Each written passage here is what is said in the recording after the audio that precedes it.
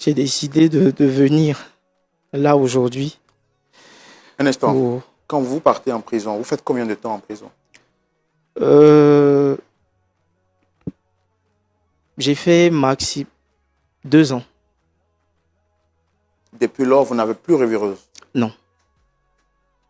Rose n'est plus revenue.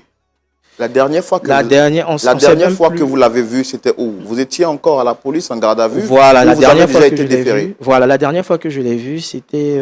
Non, moi je veux que vous m'expliquiez votre histoire. Normalement, je ne le fais pas. Je n'ai pas le droit de vous poser des questions parce que je veux que vous me dites ce que vous avez vécu. Vous comprenez?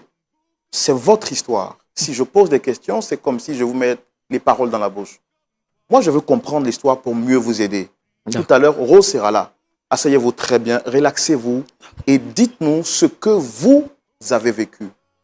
Vous avez été arrêté, vous avez été mis en garde à vue parce que vous avez porté des coups à des personnes. Une négociation a été faite, il n'y a pas eu gain de cause, c'est bien cela. Effectivement. Et donc, à la suite de cela, étant parti avec Rose, Rose vous a dit qu'elle partait chercher des tenues pour vous puisque vous étiez mis en garde à vue. Effectivement. Et malheureusement, elle n'est plus revenue. Alors, pour me retrouver dans votre histoire, je m'étais un peu perdu. Donc, vous êtes en train de nous dire que quand vous avez été arrêté et mis en garde à vue, vous êtes parti avec Rose, qui était votre épouse, bon, qui l'est toujours, bien sûr. Effectivement. Et donc, c'est à la suite de cela que vous avez été mis en garde à vue. Effectivement. Elle a dit qu'elle partait prendre des vêtements pour revenir. Elle n'est plus jamais revenue jusqu'à ce que vous soyez déféré. Effectivement. C'est bien cela? Effectivement. D'accord. Donc, continuez votre explication. Donc,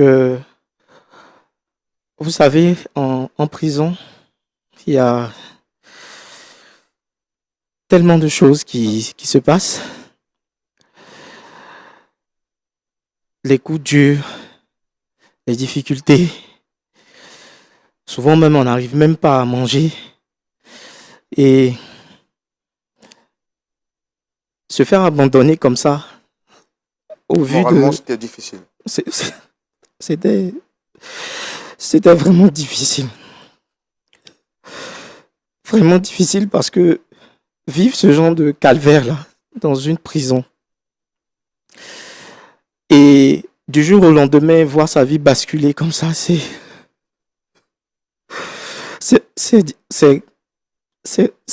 pas facile, franchement. C'est pas facile. Et il y a des personnes que vous aidez. Il y a ma femme